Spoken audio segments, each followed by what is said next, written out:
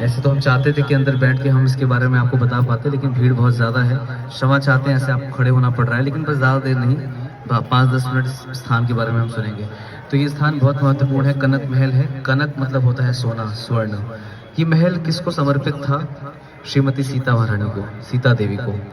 कैकई जो सीता देवी की सास थी, वो मंथरा के असत्संग को प्राप्त करने के पूर्व, मंथरा का जो विष उनके जीवन में घुला, उसके पूर्व भगवान राम और सीता मैया को इतना प्रेम करती थी, इतना प्रेम करती थी कि आपने सुनी ना चौपाई कि मंथरा को क्या बोली कि अरे घर फोड़ी तेरी आंख नौचवा लूंगी मैं अगर तूने ऐसे बोला तो, और अगर तू बोल रही है कि राम का अभिषेक होगा तो भगवान करिए सत्य ही हो जाए, ऐसे ही बोल रही थी ना। अभी उसकी आगे की कथा तो हमने चर्चा नहीं करी। तो उसके पहले एक बार कैकई ने सीता माता को गिफ्ट में दिया था ये महल। अभी जो ये स्ट्रक्चर है तो नया है, लेकिन इसी स्थान पे वो कनक भवन हुआ करता था। और क्योंकि नाम है कनक भवन तो जरूर सोने का ही वो भवन रहा होगा, और कोई आश्चर्य नहीं है स्वर्ण का भवन हो।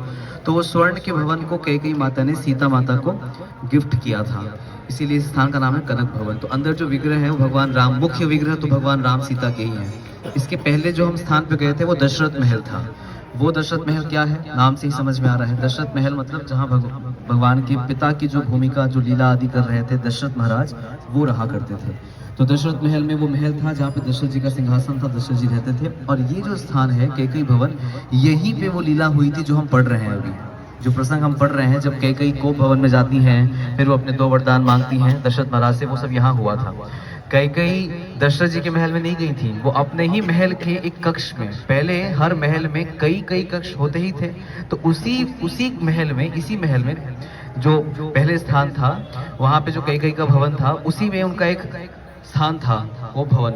ऑफ कोर्स यहाँ पे और कई सारे स्ट्रक्चर थे, क्योंकि ये स्थान तो नहीं हो सकता है, लेकिन कैकई के महल में ही एक रूम था कोप भवन। उसी कोप भवन में जाकर के दशरथ महाराज से उन्होंने वो 2 वरदान प्राप्त किए थे। लेकिन ये कनक भवन इस बात का प्रतीक है कि कैकई जैसा प्रेम भगवान के लिए किसी के हृदय में हो, और अगर वो गंदा संग ले ले, अगर द्वेष आ जाए, वैष्णव के प्रति अपराध हो जाए, क्या हो जाएगा उसके साथ? उसका पूरा जीवन ही बदल जाएगा। इसीलिए ये भवन इस बात को बार बार प्रमाणित करता है, आज हमारे हृदय में भगवान के प्रति भक्ति है तो कोई गारंटी नहीं है कि कल भी रहेगी, कोई गारंटी नहीं है। आप सोचे कि हम तो अयोध्या में आए, 16 माला जब किए, इतना सीताराम गए, अब तो हम भक्त बन गए राम जी के। कैकई जैसे भक्त नहीं बन पाएंगे हम, जो पूरा महल ही दे दी अपनी बहू को, सीता देवी को। उनकी इतनी भक्त है, भगवान राम की इतनी महान भक्त थी, लेकिन मंथरा का संग करने की वजह से उसका हृदय क्या हो गया? दूषित हो गया। और उधर दशरथ महल में जब हम गए, दशरथ जी का जहाँ पे महल था, वहाँ पे भी बहुत सुंदर सुंदर प्रसंग, बहुत सुंदर सुंदर लीला हुई। दशरथ जी भगवान रामचंद्र के पिता की भूमिका तो निभा रहे हैं, लेकिन भगवान राम के बहुत महान भक्त हैं। एक्चुअली में ये सारे जो पात्र हैं, दशरथ, कैकई, कौशल्या, सीता देवी, रामचंद्र, तो स्वयं भगवान ही हैं। और जितने भी पात्र हैं, ये पारिवारिक संबंध में भगवान के साथ तो लीला कर ही रहे हैं, लेकिन साथ साथ में ये भगवान के शुद्ध भक्त हैं। क्यों ये शुद्ध भक्त है, समझा जा सकता है। आपने कभी सुना है संसार में कि किसी पुत्र ने अपना शरीर छोड़ दिया, या कोई पुत्र चला गया परदेश और उसके वियोग में उसके पापा मर गए? कभी ऐसा सुना कोई घटना कि बेटा गया यूएस और उसको याद करके पापा मर गए? ऐसे तो कभी नहीं सुना। या उल्टा, पापा मर गए और बेटा याद करके मर गया, ऐसे कभी आप सुनेंगे नहीं। तो यहाँ पे तो हो रहा है। 4 दिन जीवित थे दशरथ महाराज। जिस दिन भगवान राम को वनवास हुआ और भगवान राम वन प्रस्थान किए, चौथे दिन दशरथ महाराज ने अपना प्राण छोड़ दिया, चौथे दिन। तो दशरथ महाराज बोले कैकई को कि तुम मुझसे जो मांग रही हो ये सही नहीं है, क्योंकि राम और भरत तो मेरी आंखों की 2 पुतलियों के जैसे हैं, और तुम मेरा जीवन ही मुझसे मांग रही हो, और मैं निश्चित ही प्राण छोड़ूंगा। क्योंकि दशरथ महाराज भगवान राम के शुद्ध अति महाभागवत भक्त हैं, इसीलिए भगवान राम के बिना वो जीवित नहीं रह पा रहे हैं, प्राण ही छोड़ दिया भगवान के बिना। लोग तो इस संसार में कहते हैं जिएंगे मरेंगे साथ में, हम तो तुम्हारे लिए जान भी दे सकते हैं। जान दे के दिखाते हैं कौन? लैला मजनू नहीं, भगवान भक्त दिखाते हैं। जान ही दे दी अपने, किसके लिए? रामचंद्र के लिए। ऐसे ही प्राण ही दे दी ब्राह्मणों की पत्नी, एक पत्नी ने, भगवान कृष्ण के लिए। तो इस तरह से भगवान कृष्ण के, भगवान रामचंद्र के ये महान भक्त को भगवान मौका देते हैं क्या बनने का? अपना पिता, अपनी माता, अपना भाई, अपना बंधु, अपना सखा, ये सब भगवान के शुद्ध भक्त होते हैं, और जो इस संसार में आकर के भगवान के परिवार में अलग अलग पात्र बनने की लीला निभाते हैं। तो हमें यहाँ पे सीता माता से प्रार्थना करना चाहिए। सीता माता जी के विषय में इतना कुछ बोलने को है, एक दो चीज बोलता हूँ। ऐसा बताते हैं रामायण में, सीता माता का जो शरीर, दिव्य शरीर था, इतना सॉफ्ट था, इतना सॉफ्ट था कि अगर पेड़ से कोई पत्ता गिर जाता है और उनके मतलब मान लीजिए कि सीता माता के मुख कमल पे या उनके हाथ पे गिर गया तो वो स्थान लाल हो जाता था। लाल क्या गिरने से? पत्ता गिरने से। इतना सॉफ्ट था उनका शरीर। ऐसा बताते हैं रामायण में कि सूर्य और चंद्र सीता माता का कभी दर्शन नहीं कर पाए। क्यों? ये सीता माता जब भी अपने घर से बाहर निकली पालकी में, और घूंघट तो कभी हटाया ही नहीं, हमेशा पालकी में बाहर निकली और कभी बाहर ही नहीं गई। वो ऐसे खुले में कभी बाहर ही नहीं गई। तो सूर्यदेव चंद्रदेव हमेशा दर्शन की लालसा रखते थे सीता माता की, कब हमको दर्शन होंगे। ये सीता माता का आप देखिए, सीता माता को जब रामचंद्र के साथ वनवास जाने का पता चल गया, वो प्रसंग है लंबा, अभी एक चीज बताऊंगा उसमें से। तो सीता माता कौन थी और उन्होंने बाद में कितना महान तप करने का निर्णय लिया, ये बात का पता चलता है रामायण के एक प्रसंग में। जब भगवान राम सीता माता और लक्ष्मण जी के साथ चले, यहाँ अयोध्या से चले, अभी सरयू है, सरयू को पार करते हैं, हम कल जाएंगे सरयू। तो जब अभी सरयू पार नहीं किए थे, सीता माता कहती है कि जंगल आ गए हम। भगवान कह रहे नहीं, अभी नहीं आया जंगल। क्यों पूछ रही है? उनको पता ही नहीं है जंगल और वन क्या है, वो जानती ही नहीं है। फिर जब सरयू पार किया तो कहती है कि अब आगे जंगल हम।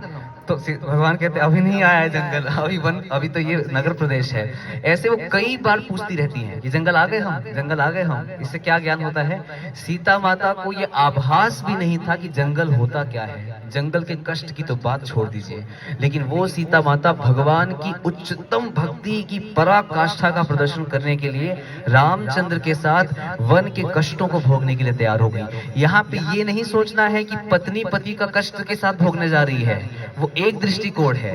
इसका गुह्यतम मूल दृष्टिकोण क्या है कि भगवान की शुद्ध भक्त सीता माता भगवान की सेवा के लिए अपने सारे राजसी ठाट को छोड़ करके जंगल में जा करके राक्षसों का सामना करके, जंगली पशु का सामना करके अपने कोमल पैरों में, चरणों में कंकड़ चुभाने के लिए भी तैयार हो गई। ऐसे भगवान के भक्त होते हैं। जब सीता माता भगवान रामचंद्र के साथ वन की ओर जा रही थी तो ये कौशल्या मैया ने बोला कि सीते, अगर तुम्हें हमसे कुछ समस्या है तो तुम अपने मैके चली जाओ, हम जनक महाराज को क्या मुंह दिखाएंगे, तुमको हम लेके आए। लेकिन सीता माता तैयार नहीं हुई, भगवान की सेवा को छोड़ने के लिए तैयार नहीं हुई। तो हम भक्त के जीवन में क्या सीख सकते हैं? जब तक सब अच्छा चलता है तब तो हम भगवान की सेवा करते ही हैं, लेकिन जब वनवास का समय आ जाए तब कौन भगवान के साथ जाएगा उनकी सेवा में, ये संदेश देती हैं कौन? सीता मैया। क्योंकि सीता मैया सुख में तो रही ही भगवान की सेवा में, लेकिन जब भगवान दुख की लीला शुरू किए तब भी उन्होंने भगवान की भक्ति नहीं छोड़ी और भगवान के साथ 14 वर्ष के लिए वनवास में चली गई।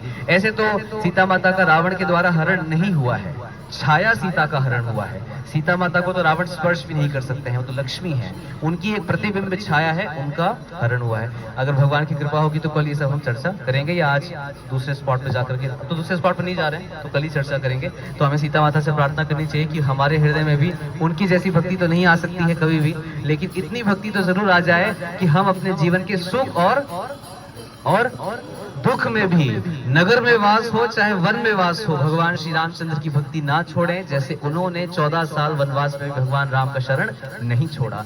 एक एक पात्र भक्ति की पराकाष्ठा है। क्या लक्ष्मण, क्या भरत, क्या सीता, सारे पात्रों का मूल एक ही है, भगवान के प्रति शुद्ध अनन्य भक्ति का भाव। वो हम कल पात्रों का वर्णन करेंगे। तो आप सबको बहुत बहुत धन्यवाद कि आप अलग अलग मंदिरों में आके दर्शन कर रहे हैं। आप सबको अच्छा लगा अंदर? श्री श्री सीताराम लक्ष्मण हनुमान की। तो भगवान राम से भी ज्यादा दयालु है सीता माता। एक बार सीता माता ने भगवान राम को कहा कि प्रभु आपसे मुझे एक शिकायत है। तो भगवान बोले क्या शिकायत है? बताइए। मर्यादा पुरुषोत्तम से भी शिकायत है। तो सीता माता कह रही है आप अपना धनुष हटाओ। तो भगवान बोले कि क्यों, धनुष में क्या समस्या है? तो सीता माता भगवान राम को एक छोटी सी कहानी सुनाती हैं और कहानी का सार ये होता है, कहानी छोड़िए अभी बहुत समय जाएगा। तो वो बोलती हैं कि देखिए आप ये धनुष रखेंगे ना तो आप हिंसक बन जाएंगे, तो इसीलिए आप अपने आप पास से ही धनुष को हटा दीजिए। तो भगवान राम ने देखी कितनी दया है सीता माता के हृदय में, इसीलिए राधा रानी सीता माता तो भगवान से भी ज्यादा करुणामयी है। तो भगवान ने कहा कि ठीक है सीते, मैं तुम्हें वचन देता हूँ कि धनुष तो नहीं हटाऊंगा मैं, लेकिन इस धनुष का उपयोग प्रयोग मैं केवल धर्म की रक्षा के लिए करूंगा। और अगर एक बार भी मैंने इस धनुष से तीर संधान करके किसी भी धर्म का उल्लंघन किया, तत्क्षण मैं धनुष को त्याग दूंगा। तो सीता माता ऐसी दयालु है कि भगवान के कंधे पे धनुष भी नहीं देख पा रही है कि आप धनुष हटाओ नहीं तो आप किसी को मारोगे इससे। तो ऐसी सीता माता से हमें प्रार्थना करना चाहिए, हे करुणामयी सीता मातेश्वरी, कि आप हमारे हृदय में भक्ति का संचार करिए, जिससे हमारे पाषाण हृदय भी भगवान राम के चरण कमल को कभी ना छोड़ें। श्रीमती सीता महारानी की, सियावर रामचंद्र भगवान की। तो अब हम लोग यहाँ से जाएंगे नेक्स्ट स्पॉट पे। वो स्पॉट कौन सा है? हनुमानगढ़ी।